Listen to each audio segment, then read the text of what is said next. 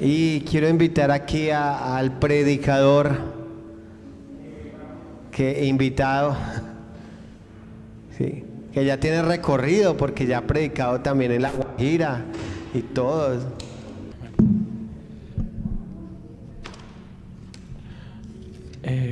Buenas noches, mis hermanos, ¿cómo están? ¿Cómo estuvo su día? Bueno, me alegra. Hoy vamos a estudiar la palabra de Dios en Santiago, capítulo 5.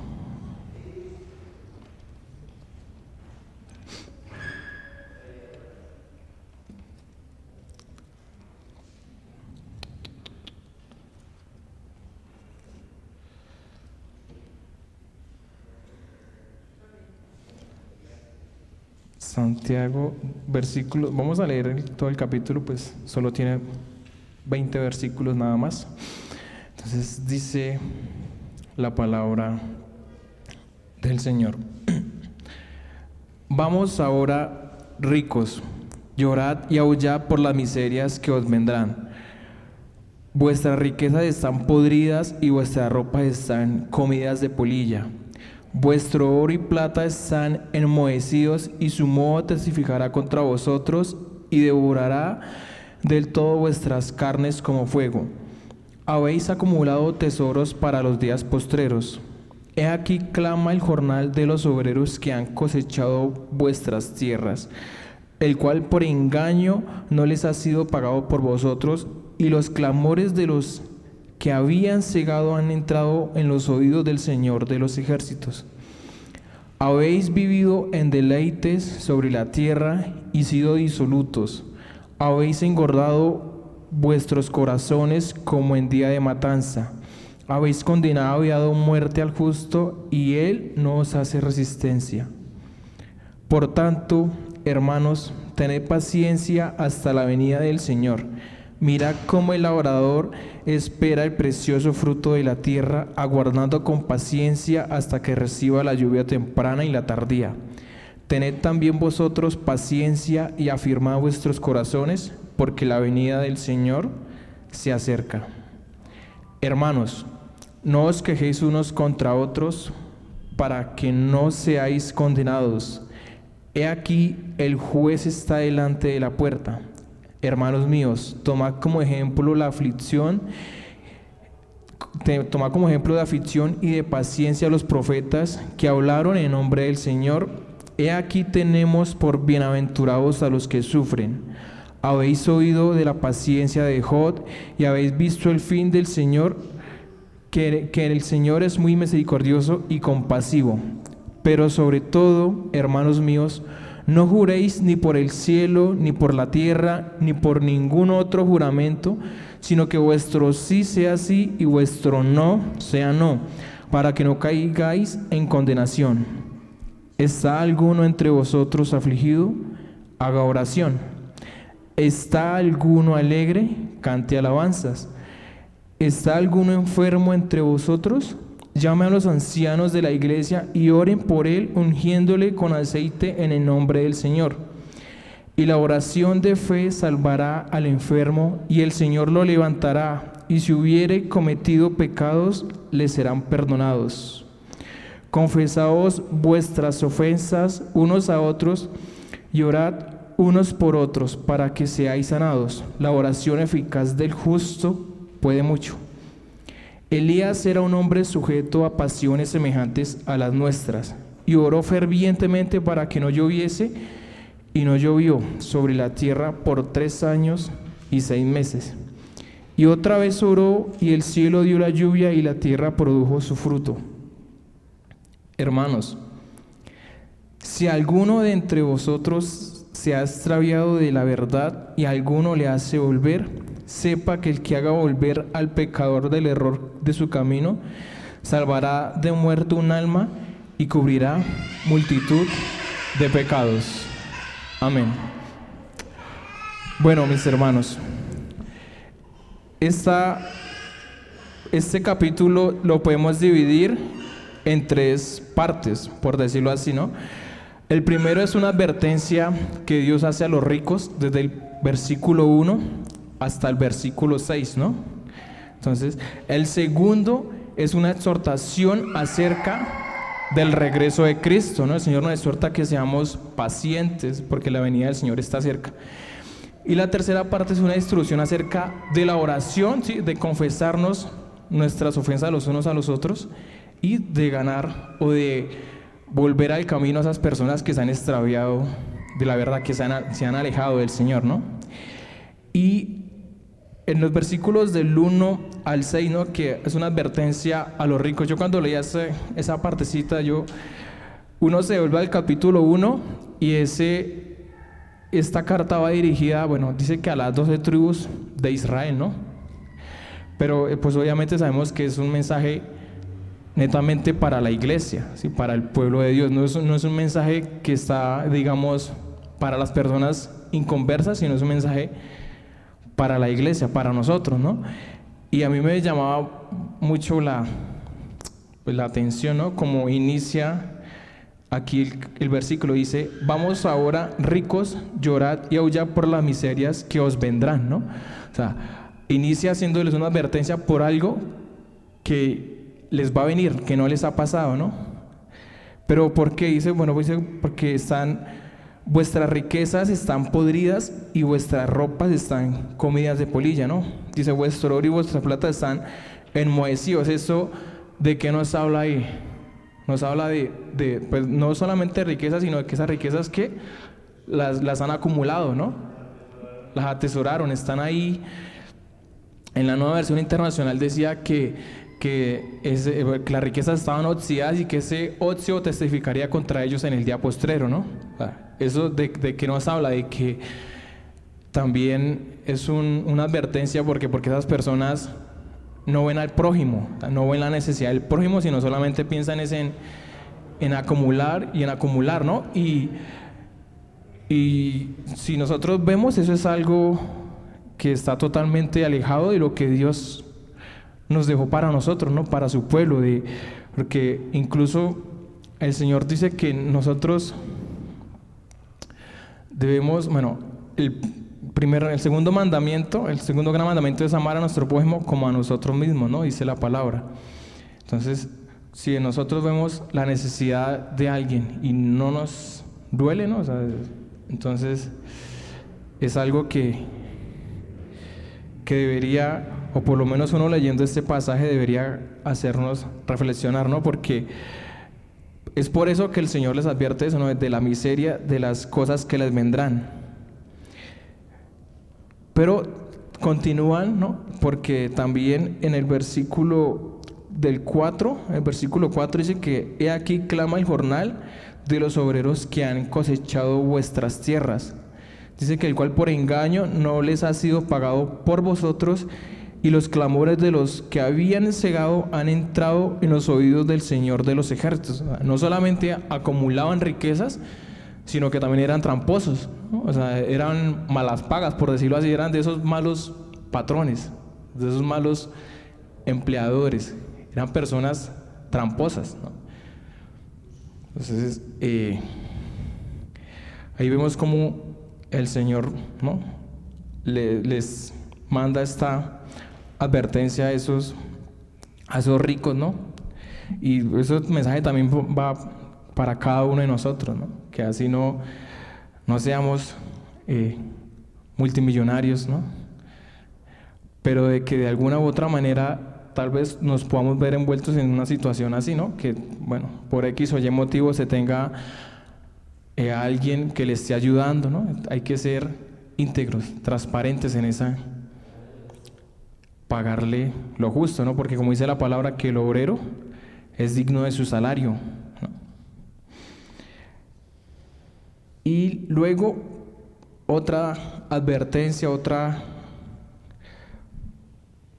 cosa que el Señor les recalca es que han buscado el placer, ¿no? Y también de la persecución al justo. El versículo 5 dice: habéis vivido en deleites sobre la tierra, dice la palabra de Dios. No han buscado al Señor, ¿no? No han buscado lo que Dios quiere para nosotros, ¿no? Porque recordemos de que ese es un mensaje era un mensaje para gente que conocía de Cristo, que tenía que eran ricos, pero que tenían el conocimiento de la palabra del Señor, no eran conocedores, ¿no? Y aún así, pues estaban involucrados en estas cosas, ¿no? En las riquezas, en el deleite del mundo, ¿no? Y como dice la palabra, que nosotros no podemos servir a dos señores, ¿no?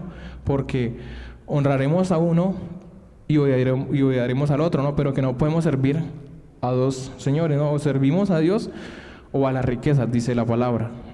Entonces aquí Dios nos está hablando, les está hablando de que primeramente no acumular, no ser esos acumuladores compulsivos, ¿no? Y no pensar solamente en nosotros, ¿sí? En nuestra propia necesidad, sino también ver hacia afuera la necesidad de los demás, ¿no? De un hermano. Número 2, de ser justos, ¿no? De ser íntegros, de ser transparentes, de no ser tramposos con personas a las cuales nosotros, y más en temas de plata, de dinero, que yo creo que ese tema es un poco tedioso, ¿no? Siempre cuando hay problemas, yo creo que el 90% es por dinero, por plata. Y número 3, a no buscar el placer, ¿no? Porque dice la palabra también por allá en Primera de Juan capítulo 2, versículo 15, dice que no podemos amar las cosas de este mundo. Dice que si alguno ama al mundo, las cosas de Dios, el amor de Dios no está en él, ¿no? Dice que porque las cosas de este mundo pasan. No améis al mundo ni las cosas que están en el mundo. Si alguno ama al mundo, el amor del Padre no está en él, ¿sí? Porque todo lo que hay en el mundo, dice la palabra, ¿no? Dice que la vanagloria de la vida, los deseos de la carne, los deseos de los ojos, dice que no proceden de Dios, sino del mundo. Dice que y el mundo pasa y sus deleites, pero el que hace la voluntad del Padre permanece para siempre, dice la palabra de Dios. Entonces vemos ese contraste, ¿no? Aquí esas personas no buscaban a Dios, sino que buscaban que los deleites del mundo, ¿no? Y Dios nos dice que no debemos amar al mundo. Y más, no sé, creo que es en Santiago, más atrasito, donde dice la palabra que si alguno ama el mundo o se hace amigo del mundo, se constituye en enemigo de Dios. Es Primera de Juan, bueno. No. Esa no es. Santiago 4. Gracias, Ruencho. Dice: oh almas adúlteras, ¿no sabéis que la amistad del mundo es enemistad contra Dios? Cualquiera pues que quiera ser amigo del mundo se constituye en enemigo de Dios, dice la palabra, ¿no? Y aquí Dios no es que nos está diciendo de que entonces no tengamos relación alguna con el mundo, con las personas, con verdad, sino que nuestro amor o nuestra atención no debe ser mayor a, digamos, a las cosas del mundo que a Dios. Que ese debe ser siempre nuestro primer amor, nuestra gran prioridad, debe ser Dios. Número 2 es la exhortación que Dios nos hace acerca del regreso de Cristo, ¿no? El versículo 7 dice: por tanto, hermanos, tened paciencia hasta la venida del Señor. Dice la palabra que debemos ser pacientes. Y hace una pequeña comparación. Nos dice que mira cómo el labrador espera el precioso fruto de la tierra, aguardando con paciencia hasta que reciba la lluvia temprana y la tardía, ¿no? Tened también vosotros paciencia y afirmad vuestros corazones, porque la venida del Señor se acerca, dice el Señor.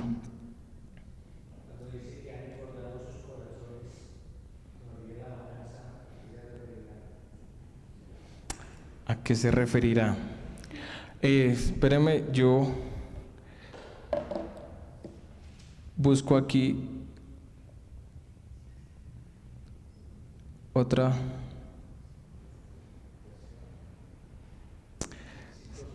Sí.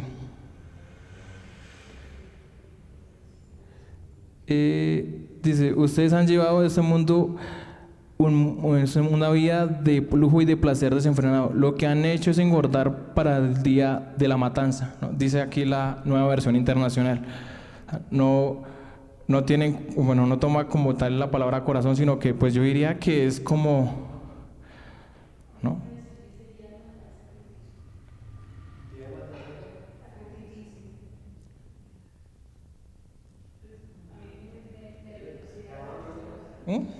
Llamaban a mí.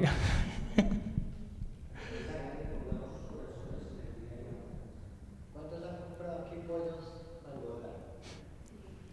¿Y para qué los engordan? ¿Para qué no? Está hablando que la gente que vive sin Dios solo para sus deleites, solo para dar rienda suelta, viven como engordo para después una muerte. Eso es lo que está diciendo. O sea, que no se va. Como se va,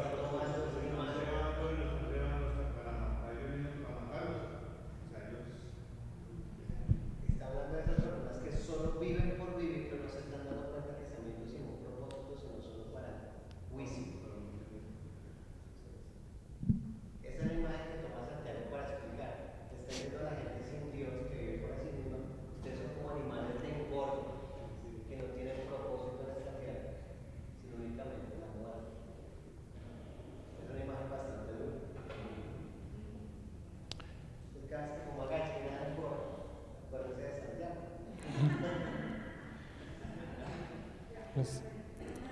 Gracias, pastor. Y bueno, continuamos. Dice ahí en el versículo 7, ¿no? Que Dios nos llama a ser pacientes, ¿no? ¿Hasta cuándo? Hasta la venida del Señor, ¿no? No dice que de vez en cuando, ¿no? Dice, sean pacientes. Y el versículo 8 dice, afirmar vuestros corazones.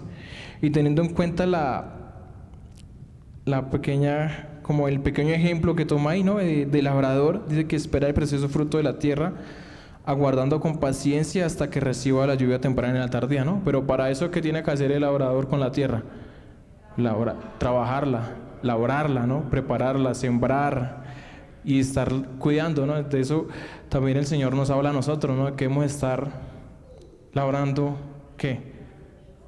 Nuestro corazón, ¿no? Porque como dice la palabra, dice, y por eso el versículo 8 dice, y afirmad vuestros corazones porque la venida del Señor se acerca, ¿no? Se acerca, dice la palabra. ¿Que cuándo viene Cristo? No lo sé. Solo el Padre lo sabe, dice la palabra, ¿no? Porque ni aun Jesús, ¿no? Ni aun Jesús, ¿no? Eso es algo que siendo el Dios mismo, ¿no? Le dijo a sus discípulos que ni siquiera él lo sabía, sino que solamente el Padre.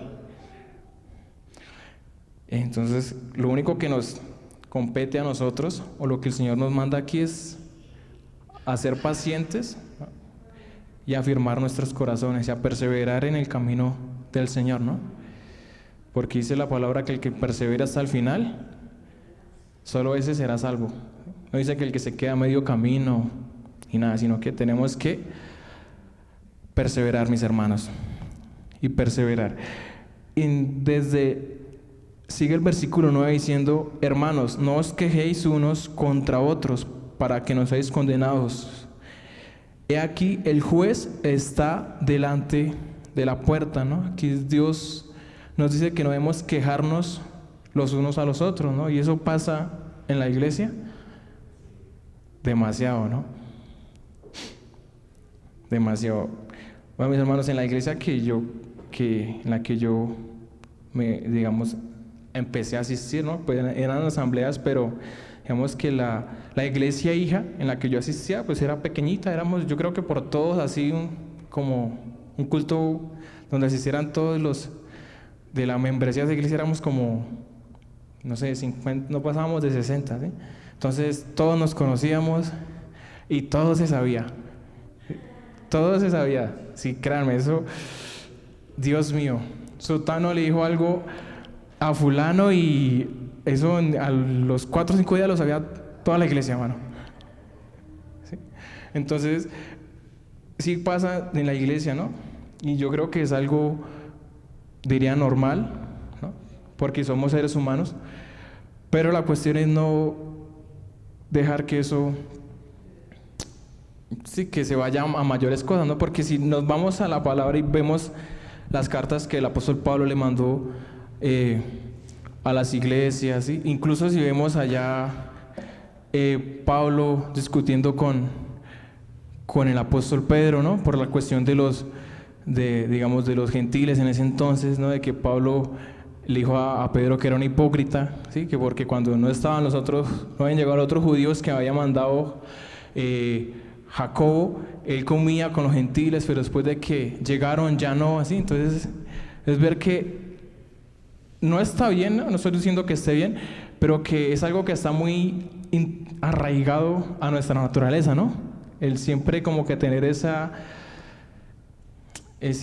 rencillas, esas discusiones, esas quejas los unos con los otros, ¿no? Y hay hermanos que, como dice la palabra, son amables, ¿no? Hay otros que no son tan amables, pero igual hay que amarlos. Entonces es a eso a lo que nos dice el Señor, ¿no? Dice que, y aquí el juez está delante de la puerta, ¿no? Dice Dios, el juez, el Padre, ¿no? Es el que está, y es el que nos va a juzgar a todos. Continúa el versículo 10 diciendo: hermanos míos, tomad como ejemplo de aflicción y de paciencia a los profetas que hablaron en nombre del Señor, ¿no? Y nosotros pues hemos el Tacidi, que lo hemos venido haciendo, pues precisamente estamos ahorita con el profeta Ezequiel, ¿no? Pasamos Isaías, Jeremías y ahorita estamos con Ezequiel, ¿no?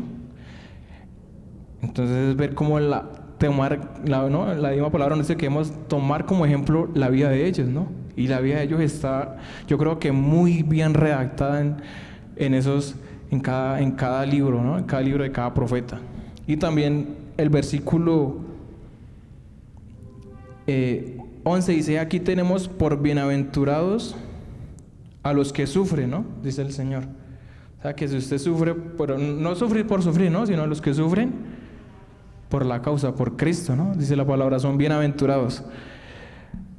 Habéis oído de la paciencia de Job y habéis visto el fin del Señor, que el Señor es muy misericordioso y compasivo, ¿no? Entonces, nos ponen eso, o digamos, tomemos a Job, ¿no?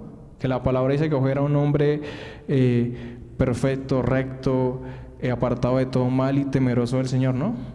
Y eso lo dice Dios de Job, no lo dice otra persona, sino Dios mismo lo dice de Job, ¿no? Y vemos todas las calamidades que le llegan a Job, ¿no? Y ver cómo Job fue una persona nunca, digamos, como que al inicio, ¿no? Porque después saca ese lado humano, ¿no? Ese lado de pues, hombre, si usted se porta, digamos, con Dios bien, ¿no? Es un hombre, como lo dice él, ¿no? Y le llegan todas esas cosas, pues... No, yo creo que cualquiera de nosotros nos podemos cuestionar en eso, ¿no? Si uno está entregado al Señor, si es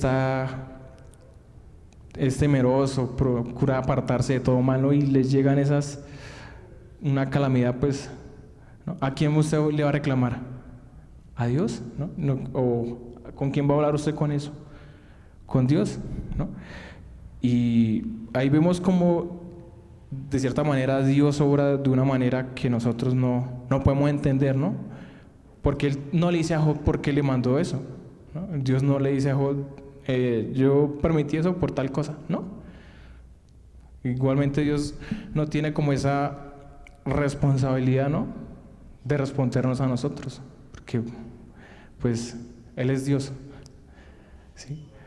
Y así nos guste o no, mis hermanos, ¿no? Porque yo, bueno, creo que Dios es el único soberano, ¿no? Y Él es el quien tiene la voluntad y la potestad de hacer lo que Él quiera hacer, ¿no? Así esté o no esté de acuerdo, pero lo dice la palabra de Dios. Bueno, entonces ahí el Señor nos dice que tomemos como ejemplo, ¿no? O sea, como un ejemplo a seguir la vida de esos hombres, ¿no? De los profetas y de Job para con el Señor. Entonces, mis hermanos, si alguno cree que está pasando situaciones difíciles, ¿no? Le hace el profeta, bueno, a mí el profeta Jeremías me gusta, o digamos me gusta demasiado, ¿sí? Porque creo que es un profeta, bueno, todos los profetas son sufridos, pero para mí ese es muy particular, ¿sí? Entonces es, ¿no? Porque encima le dicen el profeta llorón, ¿no? Porque por lo menos si uno lee, un ejemplo, el profeta Isaías, cuando él iba allá con con el rey, se me va el nombre de aquel rey que está enfermo, que el Señor le dice, arregle tu casa porque ciertamente morirás, ¿no? Ezequías, eso, ¿no? Entonces es el profeta Isaías el que vaya y por lo menos el rey le hizo caso, ¿no? Le obedeció o atendía el consejo del profeta Isaías. Pero con Jeremías era diferente. Sí, era diferente, lo encarcelaban, lo azotaban, ¿no? Lo echaban a una cisterna. Entonces, pobre Jeremías. Continúa la palabra de Dios en el versículo, dice, pero sobre todo, hermanos míos, no juréis ni por el cielo, ni por la tierra, ni por ningún otro juramento, sino que vuestro sí sea sí, vuestro no sea no, para que no caigáis en condenación, ¿no? Y esto mismo nos dijo nuestro Señor Jesucristo allá en el Sermón del Monte, ¿no? Con los votos y los juramentos. Cuando dijo que no juremos por el cielo, porque es el trono de Dios, ni por la tierra, porque es el estrado de sus pies, ¿no? Dice que ni siquiera por nuestro cabello, creo, porque no podemos nosotros hacer salir, sino que nuestro sí sea sí y nuestro no sea no, dice la palabra de Dios, ¿no? Que cuando uno jura, como que uno, digamos, le da como esa veracidad, por decirlo así, ¿no? A lo que uno está diciendo. Entonces, no, el Señor nos dice que debemos ser hombres y mujeres ¿de qué? De palabra, ¿no? O sea, no estar titubeando de sí y no, o de decir, de comprometernos con algo y después no cumplir, ¿no? Porque eso de cierta manera genera una mala imagen de uno, ¿no? Digamos, si yo soy una persona irresponsable, ¿sí? Incumplida, y le digo a usted que voy a hacer tal cosa, pues usted no va a esperar eso de mí porque ya sabe cómo soy yo. Entonces el Señor lo que quiere es que nosotros de alguna u otra manera seamos personas íntegras, ¿no? Porque yo creo que eso también es ser íntegro, ¿no? En lo que nosotros decimos, procurar cumplirlo, procurar hacerlo. Que muchas veces, o a mí me ha pasado, ¿no? No he podido. Otras veces se me olvida, que ya me está fallando un poco la memoria. Pero el Señor nos llama a eso, ¿no? Dice que para que no caigamos en condenación, dice. Y ya por último, del versículo 13 al 18, ¿no? Nos habla como de por decirlo así, de la importancia que tiene la oración en nuestras vidas, ¿no? Porque dice, ¿está alguno entre vosotros afligido? ¿Qué le dice Dios? Haga oración, ¿no? O sea, dice, ¿está alguno alegre? Cante alabanzas. ¿Está alguno enfermo entre vosotros? Llame a los ancianos de la iglesia y oren por él, ungiéndole con aceite en el nombre del Señor. Y la oración de fe salvará al enfermo, y el Señor lo levantará, y si hubiera cometido pecados, le serán perdonados, dice la palabra, ¿no? Entonces vemos aquí cómo Santiago nos habla de esa importancia que tiene la oración en nuestras vidas, ¿no? Y además, el Señor nos dice, creo que es en la primera carta del apóstol Pedro, si no estoy mal, que dice, orad sin cesar, que el Señor nos dice, ¿no? Orad sin cesar. Tesalonicenses, gracias mi hermana. Y allá también en Primera de Timoteo, ¿no? Capítulo 2, cuando Dios por medio del apóstol Pablo nos exhorta, ¿no? Dice la palabra, los exhorto ante todo a que hagan rogativas, peticiones, oraciones, ¿no? Y acciones de gracia, dice por todos los reyes, por los que están en eminencia, que porque esto es, dice que para que vivamos en plena quietud y porque eso es bueno y agradable al Señor, que el cual quiere que ninguno se pierda, sino que todos procedan al arrepentimiento. Entonces vemos cómo la oración en nuestras vidas debe ser algo muy importante, ¿no? Muy importante porque es la manera en la que nosotros hablamos con Dios, ¿no? Y Dios nos habla a nosotros por medio de su palabra. Y pone cosas, bueno, ¿no? Cuando uno está enfermo, ¿quién no ha estado enfermo aquí? Yo creo que todos, ¿no? Así le haya dolido la cabeza o qué sé yo, pero está enfermo. Entonces dice la palabra que debemos orar. Y yo creo, bueno, es que estamos en un tiempo donde está la medicina, ¿no? Y algunos dicen que no va a decir las denominaciones, ¿no? Que si usted es una persona cristiana y usted está enferma y va al médico, hermano, eso es falta de fe, ¿sí? Pero yo creo que hay que tener como ese equilibrio, ¿sí? Ese equilibrio entre esas dos cosas, porque por alguna cosa Dios permitió la medicina, ¿no? Claro, pues. ¿No? Me puede decir que no, porque usted que justamente por eso dice, llame a los ancianos para que oren y lo unjan en aceite. Y el ungir el aceite en ese tiempo, en este capítulo, no está hablando de algo espiritual, de que unjamos, se le enfermó la pierna, entonces venga, traigan el aceite y unja la pierna, sino que el tratamiento médico de la época era a través de aceite. Entonces es como decirle, no sé, a Silvia le duele la cabeza, entonces, venga, déjeme orar por usted, pero tómese el acetaminofén. O sea, no descarte ni una de la otra, porque en ambas Dios se puede manifestar y glorificar. Y ambos medios, tanto la sanidad sobrenatural como la sanidad a través del conocimiento médico, son de Dios. Entonces, justamente lo que tú estás explicando. Gracias, Padre. Y a mí, digamos, tomando eso, a mí siempre se me viene a la memoria allá con el pueblo de Moisés, ¿no? Cuando Dios los sacó de Egipto, con el tema de la lepra. O sea, si Dios, digámoslo, tomándolo así, ¿no? Si Dios le hubiera podido decir a Moisés, si alguien le da lepra, tráigalo y ore por él y se sana, ¿no? Pero no, Dios, ¿qué le dijo a Moisés? Sáquelo del campamento, sáquelo y téngalo allá, digámoslo así, en cuarentena, ¿no? Entonces son maneras en las que Dios obra y permite eso, bueno, en su infinita soberanía y sabiduría. Y sigue diciendo el versículo 16, confesaos vuestras ofensas unos a otros, ¿no? Y orad unos por otros para que seáis sanados. La oración eficaz del justo puede mucho. Yo creo que eso de confesar nuestras ofensas es algo un poquito que nos cuesta a nosotros, ¿no? Porque yo creo que a veces nos puede más el orgullo, a veces, ¿no? De confesarnos nuestras ofensas o de pedir perdón también, ¿no? Pues si yo le hice algo a mi hermana Silvia, pues reconocer de que me equivoqué, ¿no? Y eso a veces ¿no? Como que, uy, no, yo soy un hombre perfecto, recto y no me equivoco, pero no.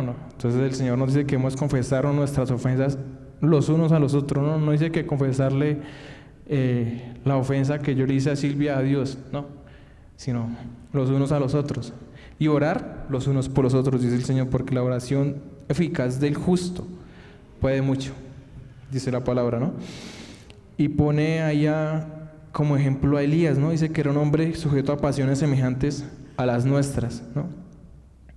Y que oró fervientemente para que no lloviese, y no llovió sobre la tierra por 3 años y 6 meses, ¿no? Esto fue, si no estoy mal, en tiempos del rey Acat. Si no estoy mal, sí.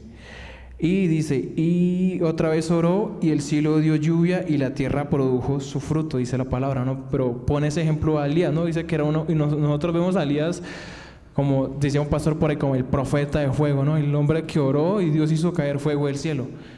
Pero aquí lo pone y dice, era un hombre como ustedes, ¿no? Sujeto a pasiones semejantes a las que ustedes padecen cada día, ¿no? Que cuando Jezabel lo persiguió, huyó y le dijo a Dios que lo matara porque ya, ¿no? Que a veces uno como que, digámoslo así, deshumaniza a los hombres y a las mujeres de la Biblia, ¿no? Los pone por allá y no, fueron personas que si uno lee la palabra, fueron personas que tuvieron obviamente muy temerosas de Dios, ¿sí? Pero que también tuvieron sus altos y sus bajos, ¿no? Sus aflicciones, y Dios lo pone de que sí, y yo creo que no es una cuestión de preferencia, sino es más de, digo yo, ¿no? De fe de nosotros, hermano.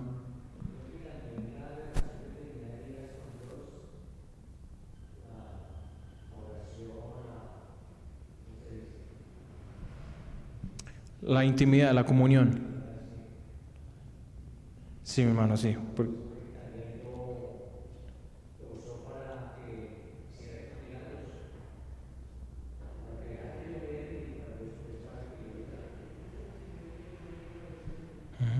Pero así como Dios usó a Elías, nos puede usar a nosotros, mis hermanos. ¿No? Cada uno en lo que, no en lo que nosotros queramos, ¿no? Sino en lo que Dios quiera para nosotros. Y ya por terminar, ya el versículo 19 y 20 dice, hermanos, si alguno de entre vosotros se ha extraviado de la verdad y alguno le hace volver, no, aquí no está hablando de personas que no conocen a Dios, no, personas que conocieron, supieron la verdad, ¿no? Y se alejaron, se apartaron. Dice, y alguno le hace volver, sepa que el que haga volver al pecador del error de su camino, salvará de muerte un alma y cubrirá multitud de pecados. Y no sé, pero yo creo que es más difícil uno hacer volver a una persona que está apartada de Dios que, digamos, o traer una persona nueva. Creo yo, porque digo, conozco personas que asistieron a la iglesia, ¿sí? No aquí, bueno, porque aquí, pues, bueno, allá en Villavicencio, donde duré más tiempo, sí, conocí una compañera del trabajo, y ella, bueno, mientras estuvimos en el mismo trabajo, ella se congregaba en la Cruzada Cristiana, y pues yo en asambleas, pero ella siempre, bueno, me comentaba y esto y aquello, ¿sí? Pero llegó un tiempo en el que se apartó y hasta el día de hoy está apartada.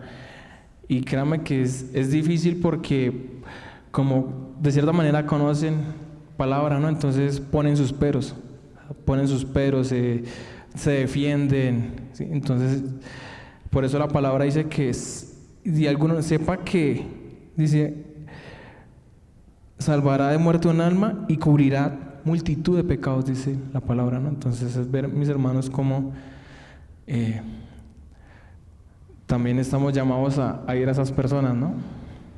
A esas personas que están apartadas, sea por el motivo que sea, ¿no? Algunos por temas de, bueno, más cuestiones de su fe, pero otras personas es por cosas de la misma iglesia, ¿no? O sea, por problemas que tuvieron en la iglesia, situaciones que le pasaron y se alejaron, se apartaron. Pero Dios nos llama a eso, mis hermanos, a ir a esas personas, ¿no? Y aquí ya resumiendo el capítulo, ¿no? Primeramente, lo podemos resumir así, ya como concluyendo. Primero en no pensar en acumular riquezas, ¿no? Sino como dice la palabra, es mejor dar que recibir, ¿no? Es mejor darte, compartirte, ver la necesidad de los demás, ¿no? Y de aferrarnos al Señor. Porque, como dice la palabra, la venida del Señor está cerca, porque yo creo que en estos tiempos, la fe cristiana está siendo muy atacada, ¿no? Y no me refiero a que usted salga y entonces por ser cristiano lo apedreen, sino más en términos de, digámoslo así, de ideologías, y creo que es más en ese campo, es más. Debemos aferrarnos, mis hermanos, y como decía un pastor bueno, en un libro que me gusta mucho, que se llama Los atributos de Dios, ¿no? Él decía que si una persona llegaba a Dios por conocimiento nada más, Dios por conocimiento se va también. O sea, entonces, porque no solamente nos basta el conocimiento, sino también, como lo dice la palabra, no tener ese encuentro con el Señor, ¿no? Conocerlo a Él, no conocer su palabra, sino conocerlo a Él, mis hermanos. Y ser pacientes, ¿no? Orar por nuestros hermanos, perdonarnos, confesar nuestros pecados los unos a los otros y no como despreciar a esas personas que se han apartado del Señor. Así que, bueno, amado Señor, gracias por tu palabra, Dios. Gracias porque tú eres bueno, Dios, porque tú conoces cada una de nuestras situaciones, de nuestros corazones, Señor, y porque tú, Señor, nos llamas, nos mandas, Dios, a que no solamente veamos por nuestra necesidad, Dios, sino por la de los demás, amado Padre, que si tú por alguna u otra razón, Señor, permites que tengamos cierta manera, Dios, económica, cierta estabilidad económica, Dios, que no es solamente, Dios, para pensar en nosotros mismos, sino, Señor, para ver la necesidad de los demás, Señor, de hermanos nuestros, Señor, en la fe, e incluso, Dios, personas que no conocen de ti, Dios, pero que también estamos llamados a ellas, Señor, no solamente a predicarle el Evangelio, Dios, o a orar por ellas, sino también, si está en nuestras manos, Señor, el poder suplir alguna de sus necesidades, Dios, que no lo escatimemos, Señor, que no lo tomemos o no lo echemos en menos, amado Padre.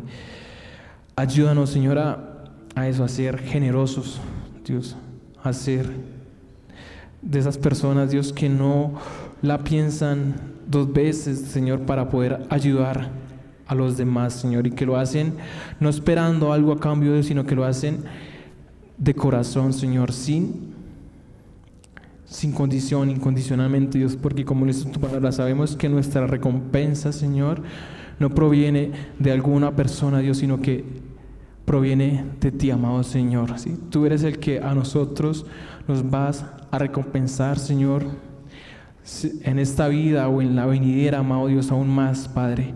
Pero ayúdanos, Señor, ayúdanos a permanecer, Señor, a ser pacientes, Dios, y a afirmar nuestros corazones en la roca, Señor, en la roca inconmovible que es Cristo, Dios, que es Cristo, amado Señor. Y como dice ese himno antiguo, Dios, que es Cristo la roca, el ancla de nuestra fe, el ancla, Dios. Tú debes ser, Señor, ese fundamento en el que esté cimentada, Dios, no solamente mi vida, sino mi familia, Señor, y todo lo que yo quiera en este mundo, amado Dios. Ayúdanos, Señor, a no desviar la mirada de ti, Señor, a no desviar nuestros ojos, Señor, y ponerlo en las situaciones de este mundo o en los deseos de este mundo, Señor, sino solamente en ti, Dios, porque así lo dices en tu palabra, Dios, que debemos poner los ojos en Cristo, el autor y el consumador de la fe, Señor. Ayúdanos, Dios, a perseverar, Dios, porque sí, pueden venir situaciones difíciles, pueden venir crisis, amado Dios, pero si estamos contigo, Señor, si estamos aferrados a tu mano, Dios, todo lo podemos superar, Señor, todo lo podemos pasar, Dios amado Padre, porque nada en este mundo es eterno, Dios, todo es temporal, tanto las buenas situaciones, Señor, tanto las buenas cosas que ven, así como las malas, Dios.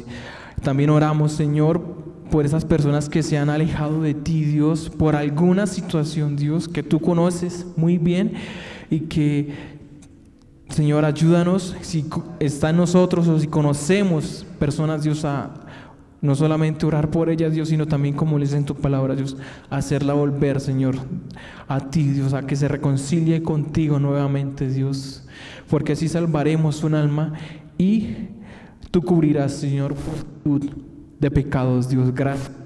Gracias por tu palabra, Señor. Gracias por permitirnos, Señor, compartir en familia, Dios, a este rato agradable, Dios, y que nuestra fe, Señor, sea cada día más edificada en ti, Dios. A ti sea siempre la gloria y la honra por los siglos de los siglos. Amén.